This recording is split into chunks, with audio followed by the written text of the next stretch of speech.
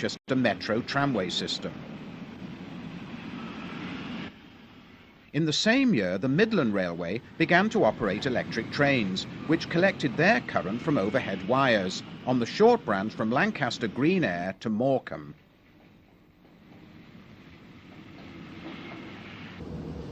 Another part of what was to become today's Manchester Metro, the line to Altrincham, was electrified in 1931, again using overhead wiring to provide the traction current. But it was in the south that electrification really took hold. During the first decade of this century, the London and North Western Railway's suburban services out of Euston to Watford and most of the metropolitan lines were electrified using the third rail system. Until 1961, electric locos were still employed on some of the longer distance outer suburban services on the former Metropolitan Railway. But it was the Southern which drove forward electrification on its complex network of services south of the Thames. The management knew it was the only way to handle their growing commuter traffic. By 1939, the majority of lines within the London, Hastings, Portsmouth triangle had been electrified on the third rail direct current system. However, it was not until 1954 that the Woodhead Tunnel route from Manchester to Sheffield was electrified. Amazingly, by 1981, most of this 1500-volt DC line had been closed to all traffic.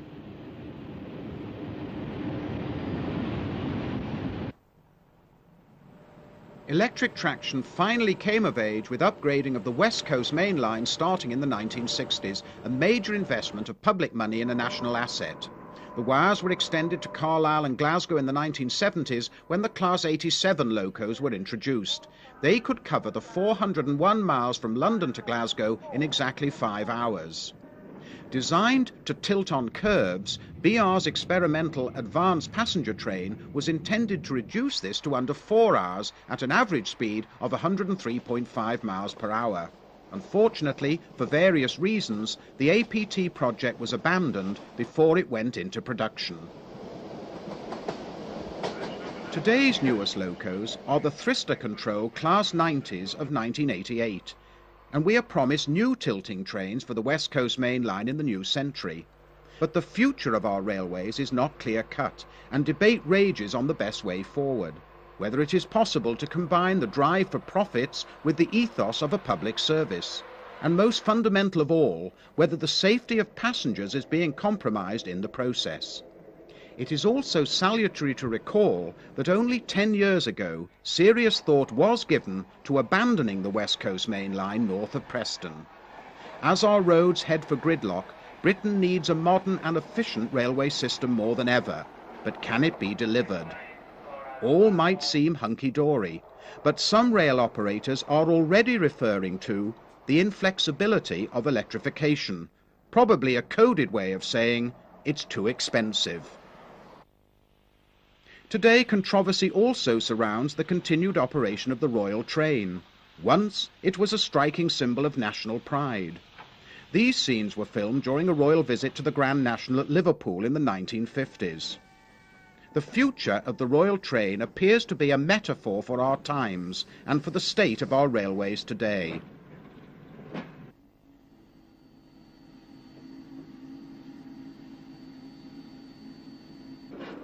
Railway operators have always been conscious that they are the custodians of a great transport heritage. In 1925, celebrations were held in the northeast to commemorate the centenary of the opening of the Stockton and Darlington, widely acknowledged as the world's first significant public line. A great cavalcade of rolling stock was arranged. On show was the LNER's only Garratt, the big 2882 lasting until 1955.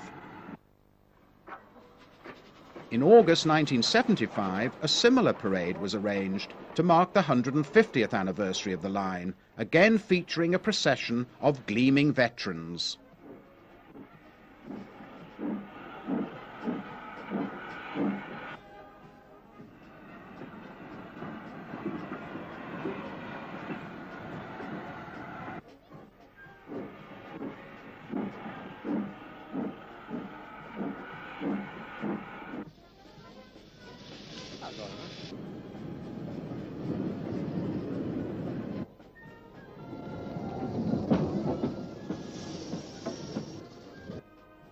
Then, just 5 years later, came the 150th anniversary of the famous Rainhill trials, held on the Liverpool and Manchester Railway in 1830, where potential locomotives for this, Britain's first intercity main line, were put to the test.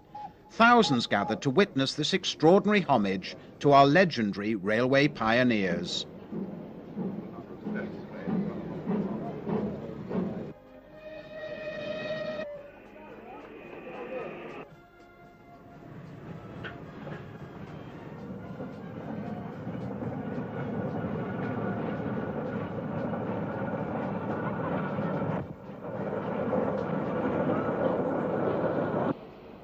This glimpse of the late lamented Euston Arch heralds a final series of images of the last 100 years, during which so much has changed beyond recognition.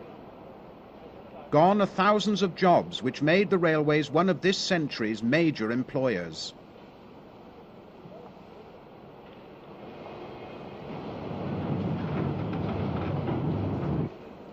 Gone is the demand for coal.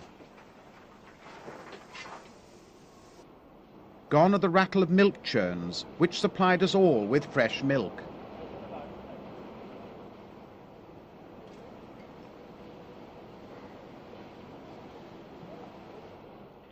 Gone are many scores of elegant buildings, victims of the beaching axe and subsequent neglect.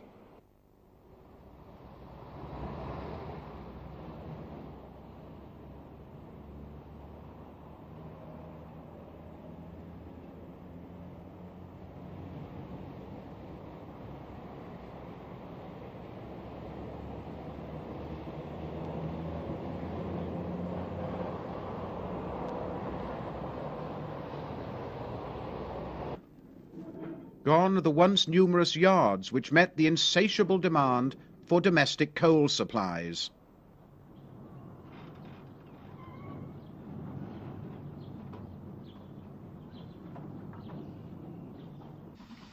Gone are the water troughs which replenish thirsty expresses pounding non-stop from city to city.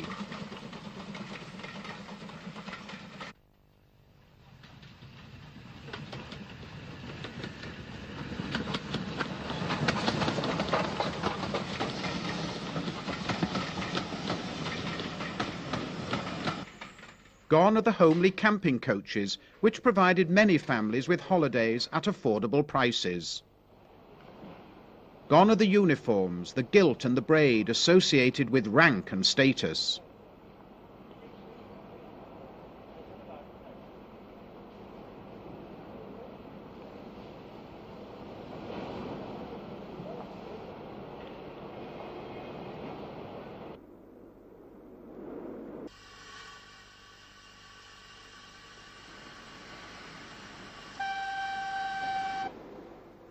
Gone are the massive workshops, the powerhouses of the industry, which built, repaired and tested thousands of steam and diesel engines.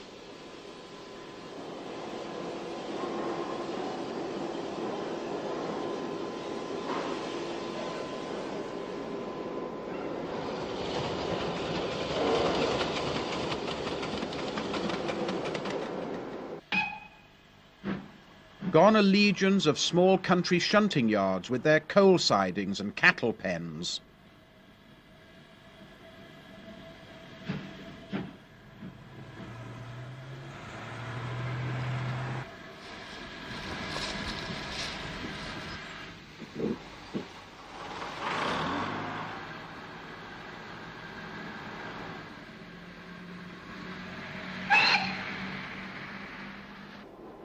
Gone is Britain's once formidable export market in every type of railway equipment. Most firms have closed altogether, although a handful remain, together with some former company workshops like the LMS works at Derby, which have been sold off to multinational consortiums.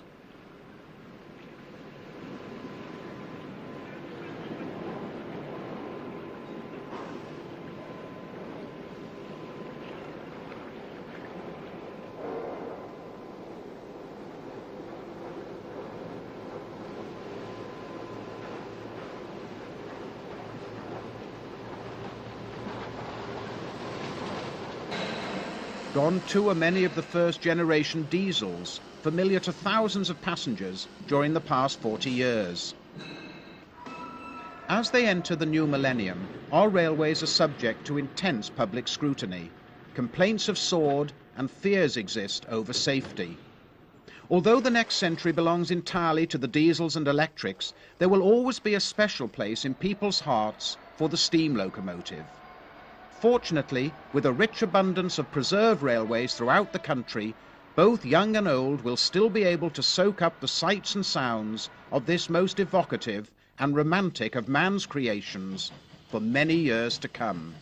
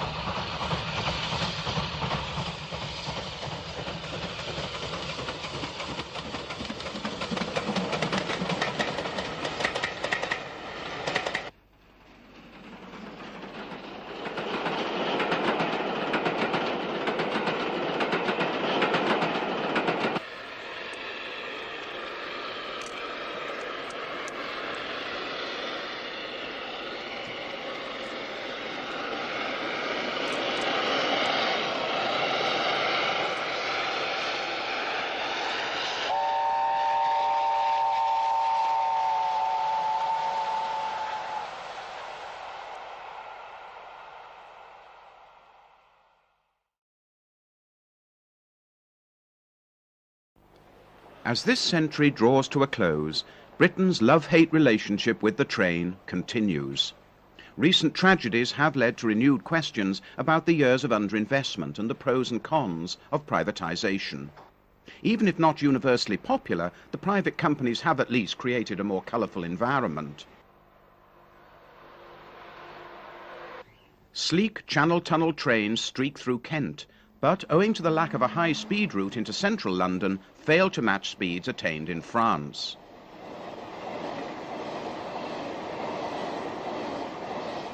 Elsewhere, modern HSTs or high-speed trains serve many major cities. New rolling stock is also appearing on some suburban lines. However, reliability and punctuality remain a problem.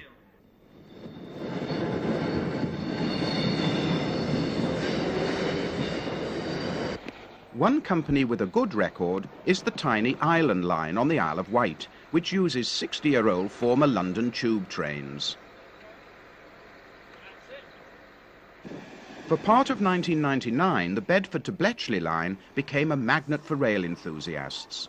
Here some trains were worked by elderly diesel multiple units, whilst others consisted of a couple of coaches with a venerable Class 31 diesel locomotive at either end.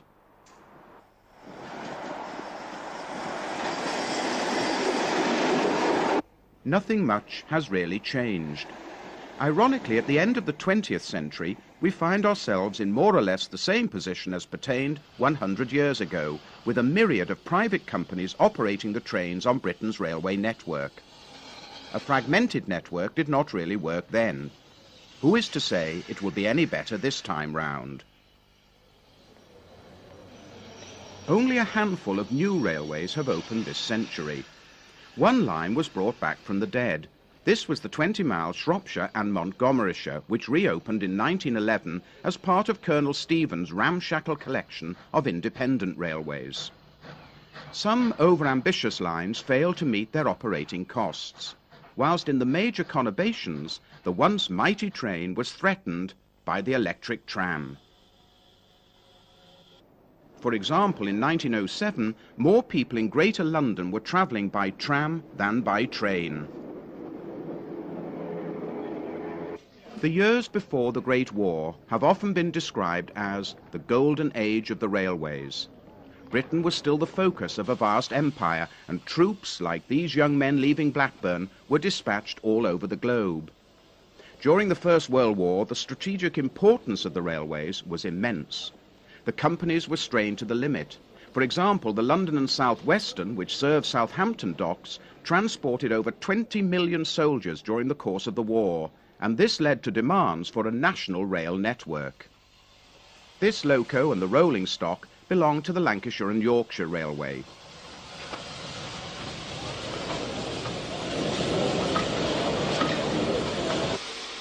This scene, taken at Port Sunlight in 1919, shows workers cramming into a rake of elderly, mainly four-wheel coaches. The government decided against nationalisation as a solution, but it forced the independent companies to amalgamate into four large private companies. As from the 1st of January 1923, the rail network was reorganised with creation of the Big Four: the London, Midland and Scottish, or LMS, the London and North Eastern, or LNER, the Great Western, or GWR, and the Southern. Much was expected of the Big Four, but the financial turmoil of the late 20s reduced profitability, thereby prolonging the life of elderly rolling stock. Also, because there was no real will to subsidise underused branch lines, some 1,200 miles were abandoned between 1923 and 1947. The thoroughbreds of the railway were the great express engines, the monarchs of the Iron Road. The 2000th engine to be built at the Great Western Works in Swindon was the 440 City of Truro, which entered the history books when it reputedly became the first steam loco in the world to attain a speed of over 100 miles an hour. In 1923, C.B. Collett produced one of the most successful express locos ever built, the 460 Castle class.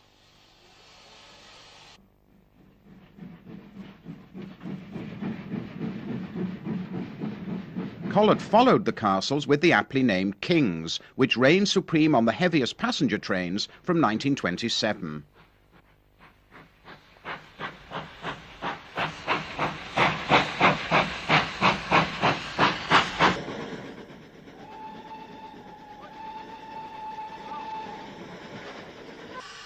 Probably the most famous steam locomotive in the world is Flying Scotsman. Built for the LNER in 1923, it was one of a stud of 462 or Pacific locos named after famous racehorses, which worked the main expresses on the East Coast Main Line. Designed by Sir Nigel Gresley, these indeed were thoroughbreds of the Iron Road.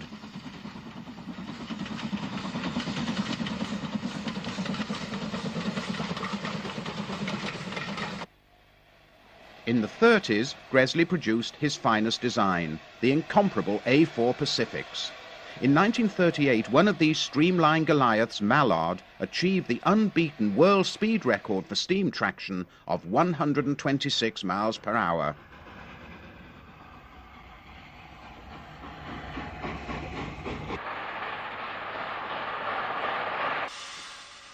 On the LMS, newer and faster engines were needed to replace older pre-grouping types on the West Coast Main Line, where competition with the LNER for Scottish traffic was intense.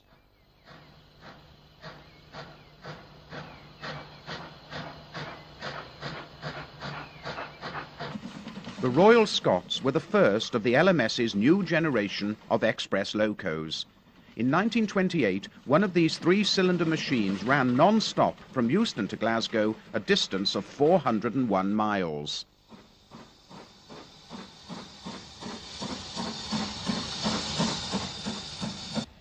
For many, the finest locos produced by the LMS were the Coronation class, introduced by William Stanier in 1937. Built to challenge Gresley's A4 Pacifics, one of these impressive four-cylinder streamlined Pacifics storms north from Carlisle on the high-speed Coronation Scott service between London and Glasgow.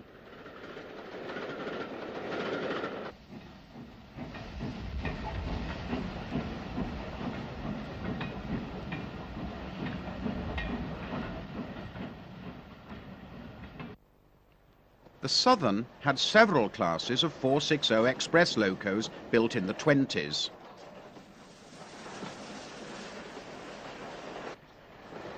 Here we have a close-up of the large driving wheels of number 30861 Lord Anson at speed.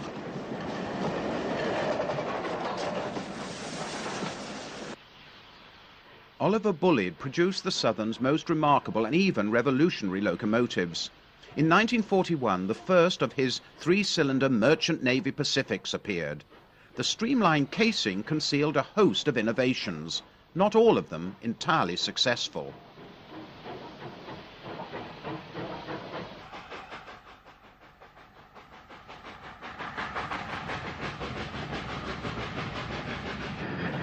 The lighter version of the merchant navies was introduced in 1945.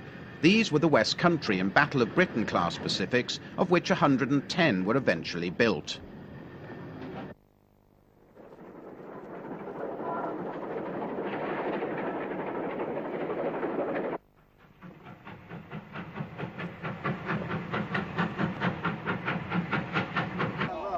The steam railway was a labour-intensive business.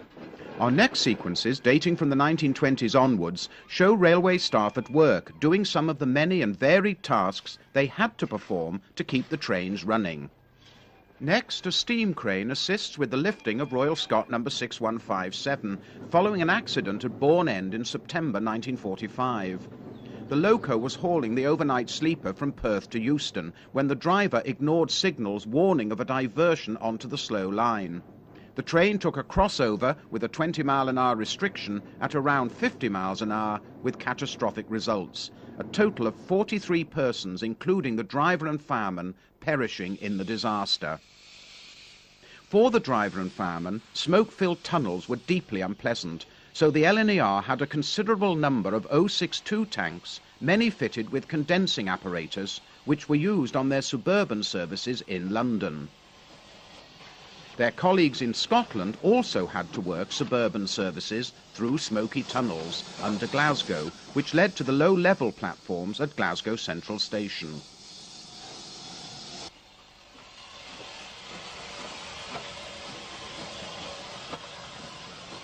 Trains in the steam age were largely controlled by semaphore signals.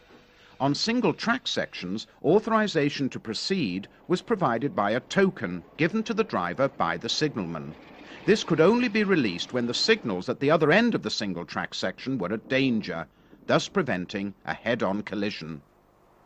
As the century comes to an end, many miles of track in Britain are still controlled by traditional signals and signal boxes.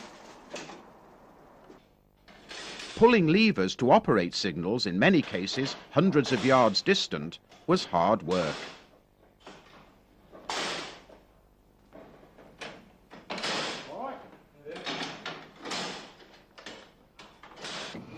Today's health and safety officers would probably recoil in horror at some of the practices involved in shunting goods wagons in the marshalling yards. Brakes on the wagons had to be applied manually by shunters running alongside the wagons. Here, literally, one slip could be fatal. Applying the brake on a fast-moving wagon required skill and timing. Many people will also still remember lying awake at night, listening to the constant shrieking whistles and the incessant back-and-forth clanking and banging of the country's thousands of shunting yards.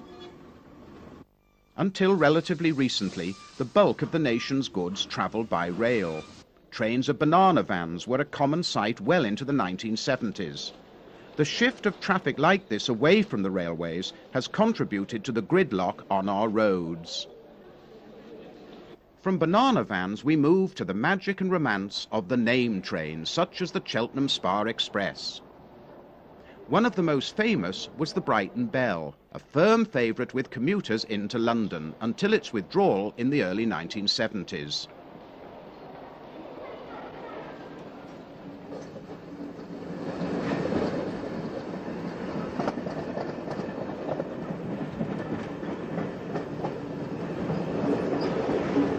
Evoking memories of perpetual summer holidays and endless cream teas was the Great Western's most famous named train, the Cornish Riviera Express.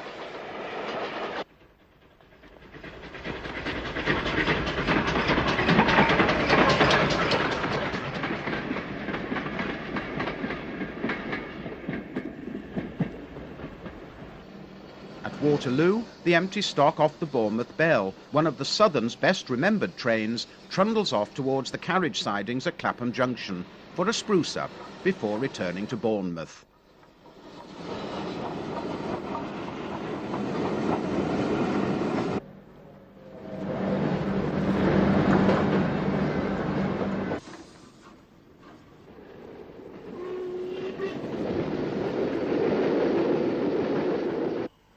Channel Islands Boat Express threads its way along the quay at Weymouth.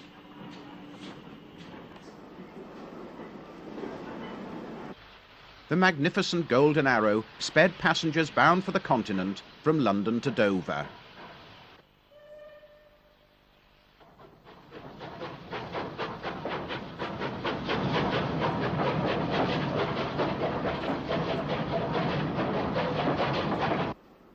Throughout the Second World War, the railways played a crucial role. No sooner had war been declared in September 1939 than thousands of children, armed with little more than a gas mask and an identifying label, were hurried away from areas of perceived danger.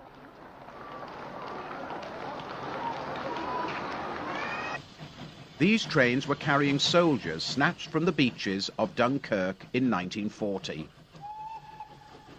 During the war, freight traffic increased by 46%, despite the loss of over 24,000 goods wagons, which were either destroyed or damaged by enemy action. A great many passenger coaches were also lost or damaged in air raids. Overcrowding became chronic, and military requirements only made matters worse. For example, in 1944, thousands of special trains were run in the build-up to D-Day.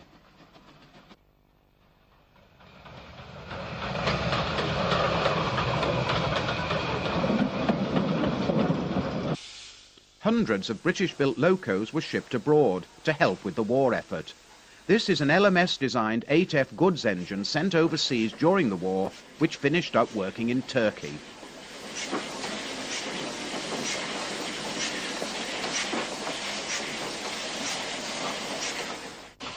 These unconventional-looking Q1 class 060s were introduced by the Southern Railway in 1942.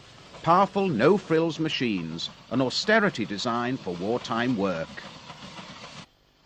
The locos which won the war were the mixed traffic designs, like the LNER's B1s. The LMS produced more of its Black 5 460s, the first of which had appeared in 1934.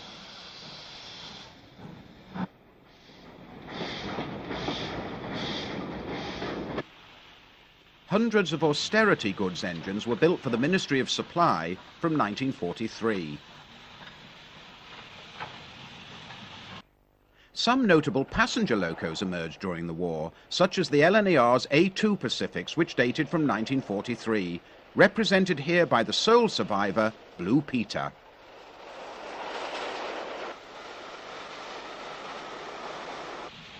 The A1 class Pacifics followed in 1945.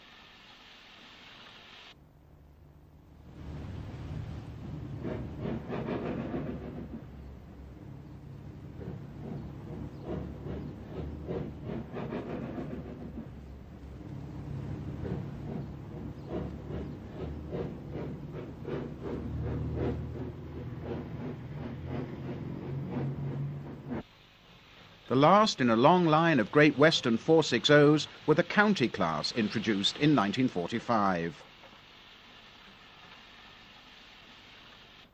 Among the most unusual wartime locos were these 060 tanks, brought to Britain by the US Army Transportation Corps in 1942, and later purchased by the Southern Railway. The Transport Act of 1947 ended the supremacy of the giant private railway companies.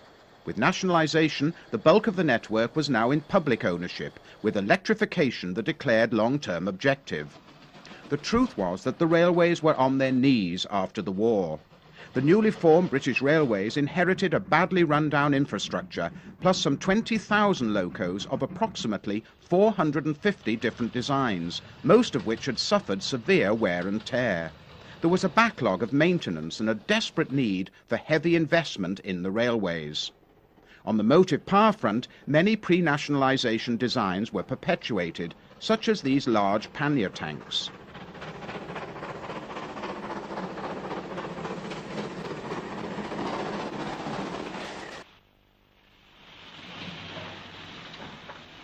Between 1951 and 1960, 999 locomotives were built to new standard designs.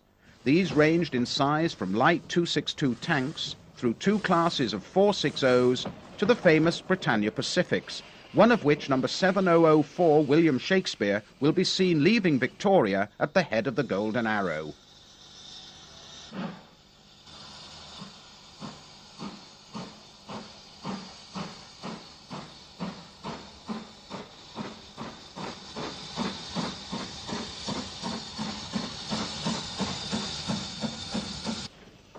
Final examples, much neglected, survived until the end of steam.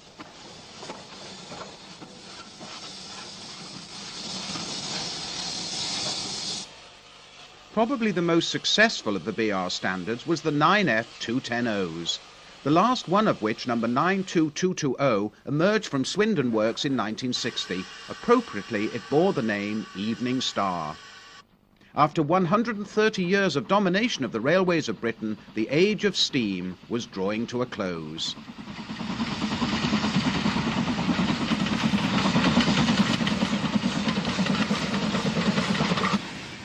As losses on the railways began to mount in the 1950s, BR subjected every branch and station to a thorough financial investigation.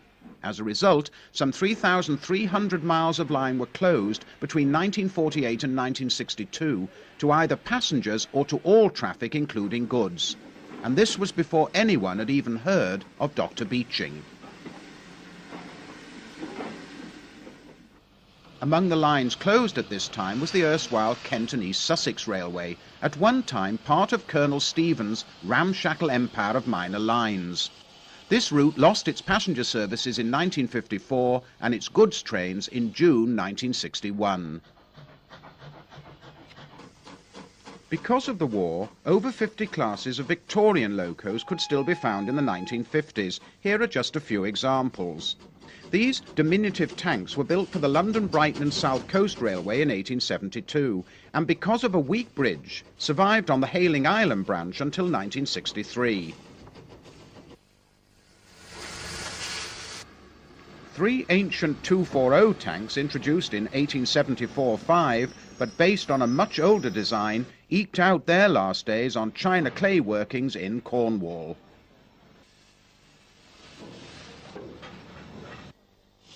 The last trio of London and South Western Adams Radial 044 tanks dating from 1882 ended their long careers on the Lyme Regis branch. Introduced by the South Eastern Railway in 1888, the Stirling R1s could be found 70 years later storming up Folkestone Harbour branch. M7s were prolific. Over 650 were built for the London and South Western starting in 1897.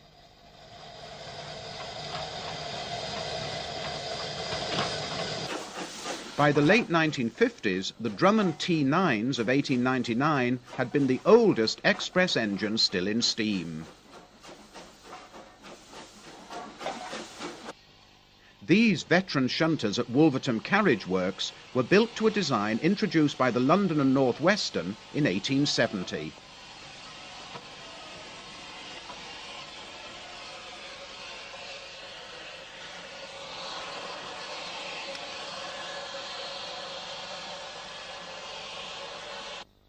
Also dating from the 1870s, these Midland Railway 060 tanks were employed on freight and shunting duties.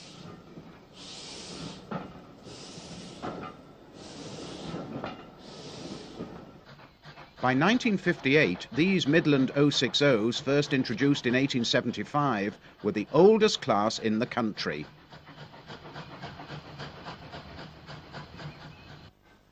Tucked away on the Cromford and High Peak Railway were the final pair of North London Railway tanks introduced in 1879.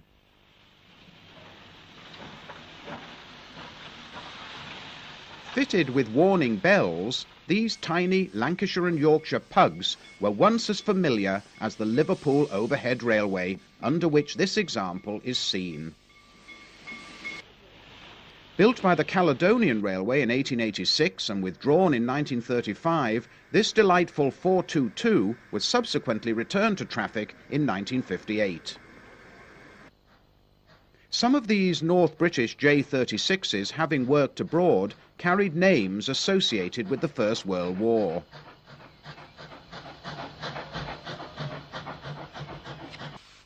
Gordon Highlander was the last Great North of Scotland locomotive to remain in service.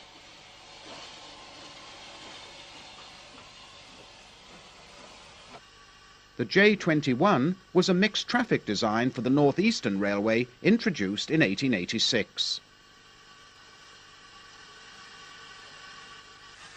Dating from the same year were these 060 tanks. This one was filmed on the independent Easingwold Light Railway during an enthusiast tour. The Great Northern Ivatt-designed Atlantics had a huge following. Their passing was marked with due ceremony in 1950.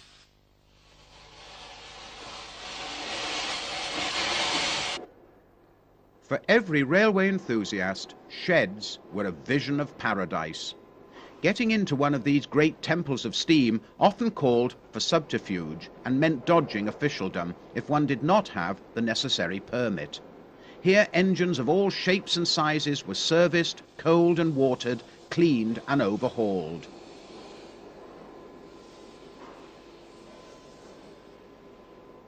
These were the true cathedrals of the steam age.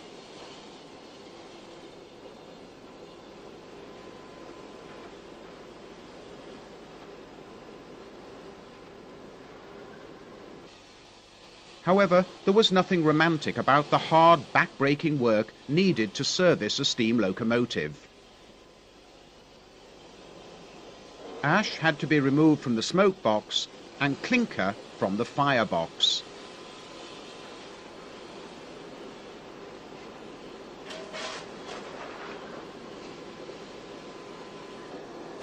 At many sheds, primitive methods of coaling locomotives were still in use. Coal was shoveled into tubs, which then had to be manually tipped into the tender.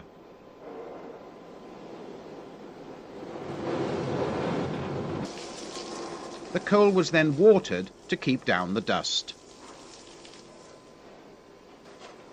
Undoubtedly these sheds or motive power depots were dirty and grimy, full of ash, coal, soot and smoke. In winter they became even more inhospitable, yet they possessed an industrial grandeur. Here the crew prepare their loco for the road. The tender is filled with thousands of gallons of water and the fire is built up.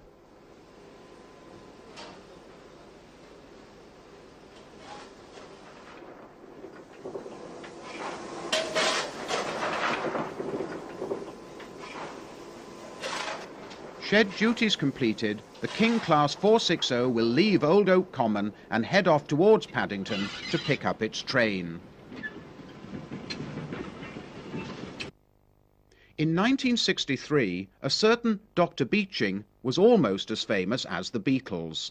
His axe was suddenly suspended over scores of services, like these local trains scurrying between Gloucester and Shalford. As the new chairman of the British Railways Board, Beeching was dealing with a troubled industry, which had slumped from a profit of 79 million in 1952 to a deficit of over 100 million a decade later.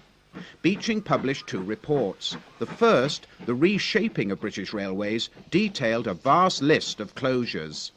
In 1961, there have been nearly 14,000 miles of passenger routes. Some lines clearly generated too little traffic. For example, half the passenger stations produced only 2% of total passenger revenue, whilst 34 mainline stations accounted for over 1/4 of all revenue. In many ways, Beeching altered a long-established way of life. Out went most of the rural byways, loved by men like John Betjeman, and immortalised in the Flanders and Swans song, The Slow Train. Many people had realised there had to be changes, but felt uneasy about the depth of the butchery. Little effort was made to simulate new traffic, and many believed Beeching was fulfilling a government objective to kill off unremunerative services. By the end of the 1960s, much of the railway network in Wales, Scotland, the Borders, East Anglia and Lincolnshire had disappeared. The decline of the railways went hand in hand with the decline of the coal industry. Coal was the railway's most important freight commodity. As consumers moved to oil and gas and the coal fields contracted, places like Radstock in the Somerset coalfield lost their rail services.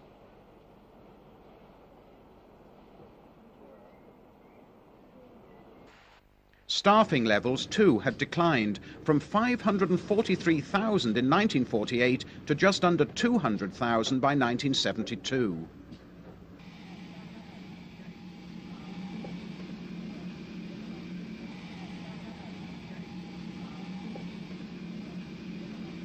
As lines closed and dieselisation spread, many of the new standard steam locomotives built by BR in the 1950s, such as the standard Class 4 tanks, were made redundant prematurely.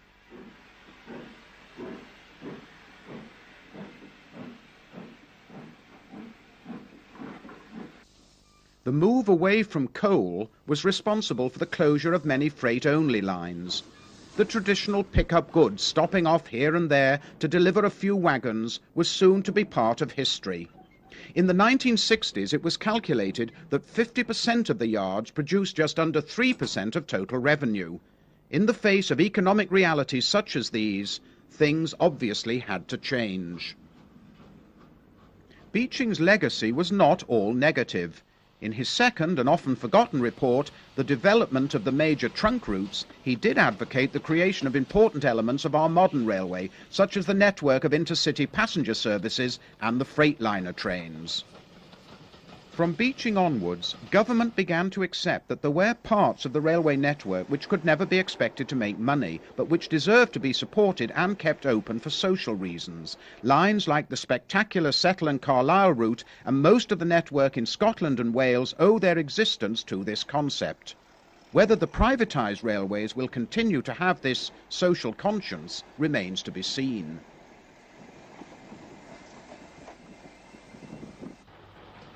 Beeching had also hastened the demise of steam.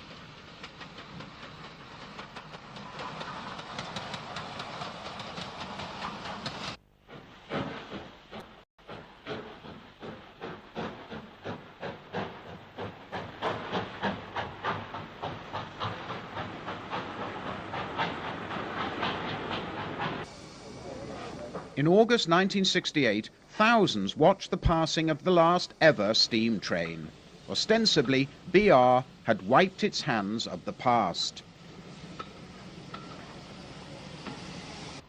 Passing through historic Rain Hill.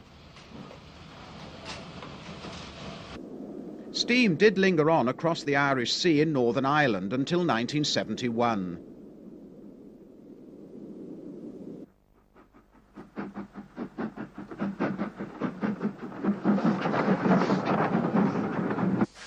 After August 1968, BR only had 3 steam locos on its books, those which worked the delightful 1 and 11.5-inch gauge summer-only service on the Vale of Rheidol line in Wales, built originally to transport lead ore to the coast.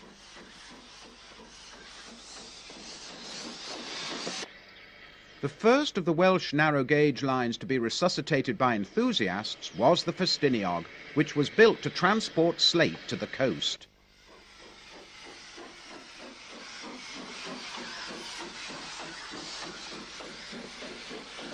The Ffestiniog's remarkable double Fairley engines are as busy today as they have ever been.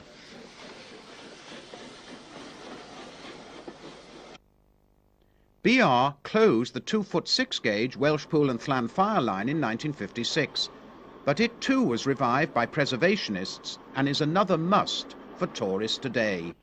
These scenes were taken in 1956.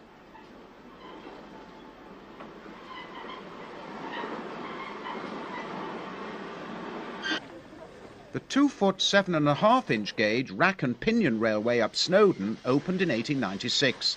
It climbs upward for 4 3/4 miles to the summit at 3,560 feet.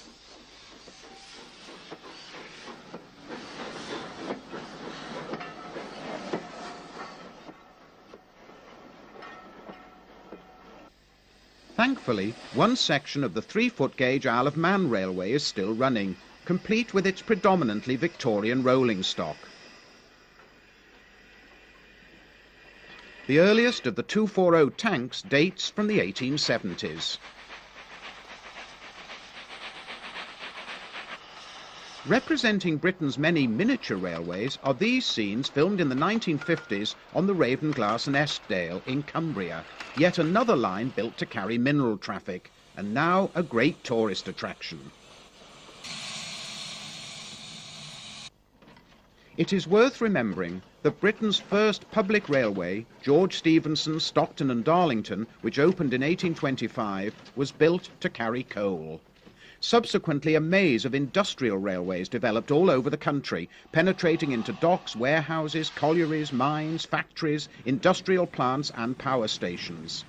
With them came a weird and wonderful assortment of locos.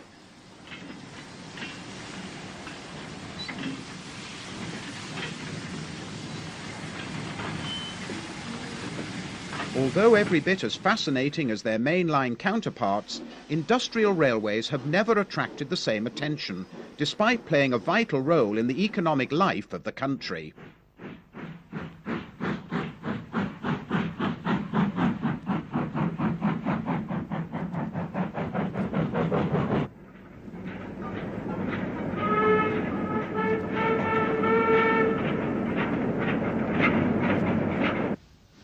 Busy little tank engines thumped and bumped trucks around on tracks which often saw very little maintenance. Different levels at collieries or quarries were served by precarious-looking, roped-worked inclines.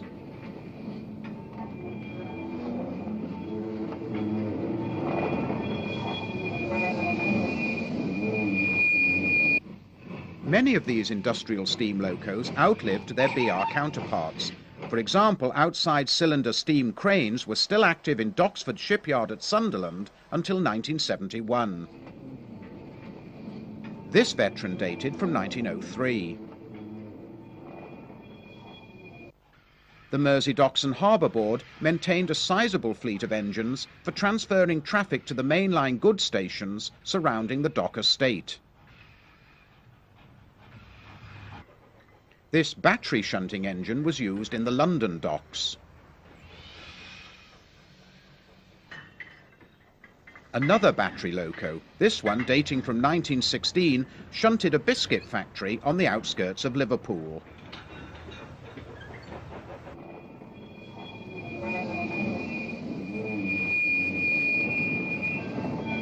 Because of the risk from fire, many concerns employed fireless locos.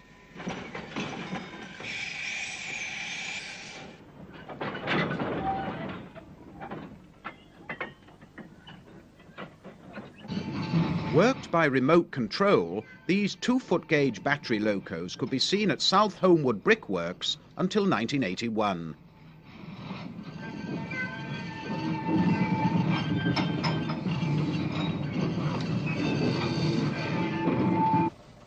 This diminutive Lister diesel loco was ideal for lightweight track, such as that on the 2-foot gauge Ashcott Peatworks system. It was the diesels that had sent steam to the scrapyards during the 1960s. Initially, however, they had been considered only for shunting work.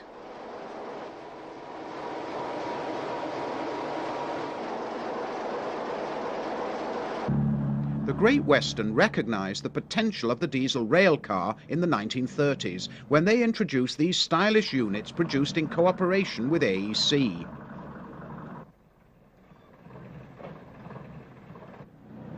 These former Great Western rail cars in BR, blood and custard and green livery are seen at Bewdley on the now preserved Severn Valley line in the early 1960s and at work on the closed branch between Bewdley and Tenbury Wells.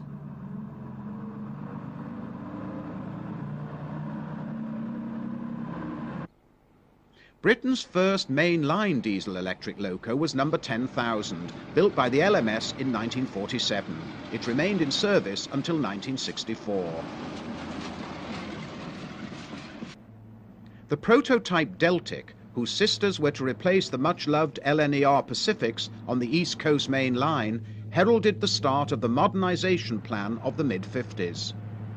Though it is fashionable these days to say that the publicly owned railway was starved of investment, It should be recalled that this modernisation plan, which brought about the total elimination of steam traction, led to BR ordering a staggering 2,500 mainline diesels, 4,500 rail cars and 1,500 shunters. A few of these pioneering diesel classes were still in service at the end of the 1990s. The Class 20s, for example, were first introduced in 1957.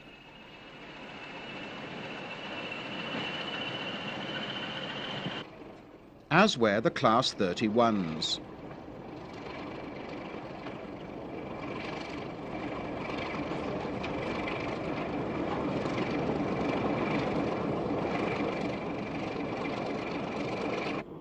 However, the English Electric Type 40s have all gone. These 2,000 horsepower diesel electrics, first introduced in 1958, were BR's first really successful mainline diesel. The Western region's successors to the Great Western had to be different and opted for diesel hydraulic locos, such as this class named after warships.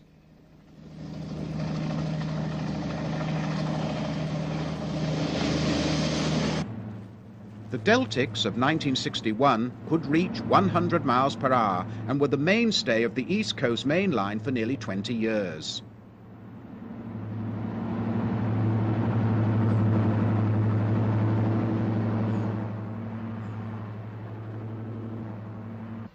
The diesel hydraulic Westerns dominated express passenger workings from Paddington. All were withdrawn by 1977 following the decision to standardize on diesel electrics. Another Western region class to go early were the diesel hydraulic Hymex.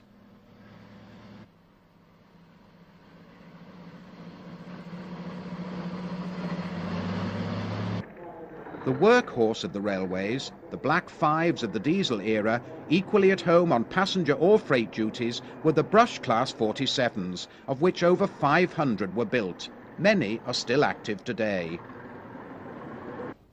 Relatively short-lived were the powerful English Electric Class 50s, introduced in 1967.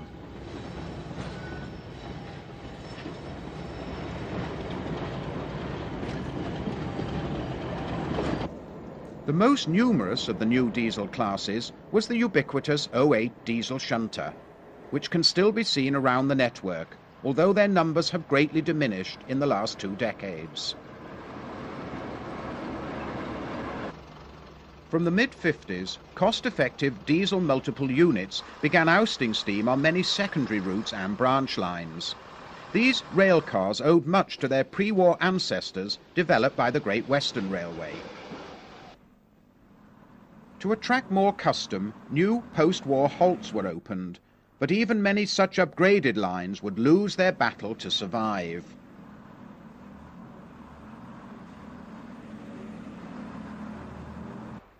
Today, diesels can be found across the network. High-speed trains have dominated express workings on many lines since their introduction in the 1970s.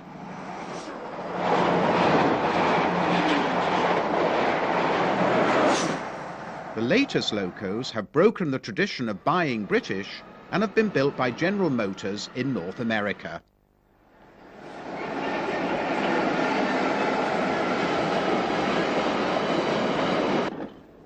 Railways have come in many different shapes and sizes. From 1929 to 1960, the electrified Swansea and Mumbles line was home to these giant 106-seater tramcars.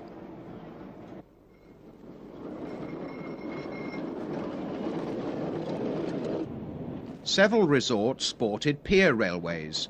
The electrified line along Southend's lengthy pier received new streamline trains in 1949. Today, the surviving part is worked by diesel traction.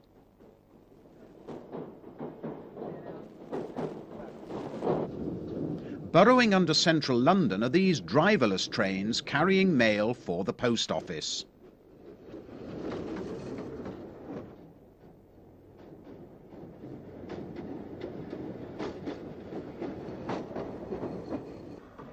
Hellingley Hospital near Eastbourne was served by a mile-long electric tramway which had once carried passengers. It continued in use, bringing wagons of coal to the hospital complex until 1961. The only other true underground railway outside of London is the 4-foot gauge circular line in Glasgow.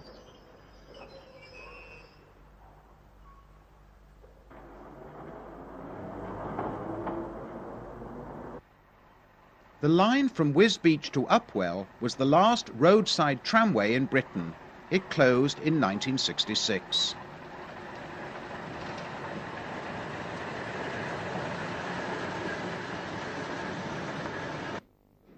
Service on the Ramsgate Tunnel Railway was provided with various breaks by these English Electric units between 1936 and 1965.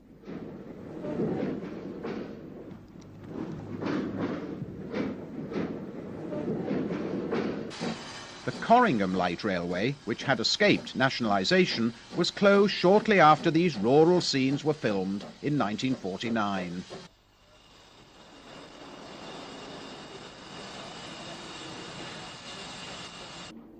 Built to carry workers to Immingham Docks, this was the only tramway owned by BR. It closed in July 1961.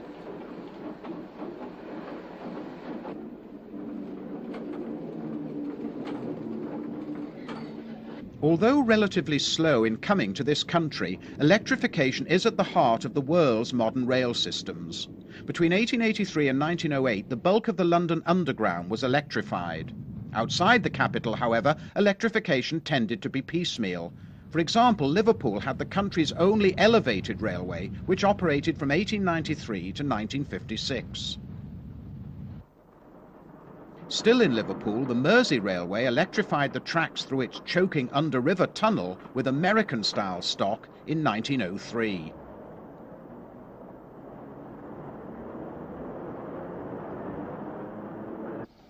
Then, between 1937 and 1940, the LMS introduced stylish EMUs on both the Wirral and the Southport and Ormskirk services, some of these units surviving into the 1980s. The North Eastern Railway electrified the line from Newcastle to Tynemouth in 1904. Other suburban lines in the area were later electrified, and these form the basis of today's highly successful Tyne and Wear Metro. Also in Newcastle, these continental-looking locos worked on the steeply graded Newcastle Quayside branch until 1964. In the Manchester area, the Lancashire and Yorkshire Railway energised its busy commuter line to Bury in 1916. Today this forms one part of the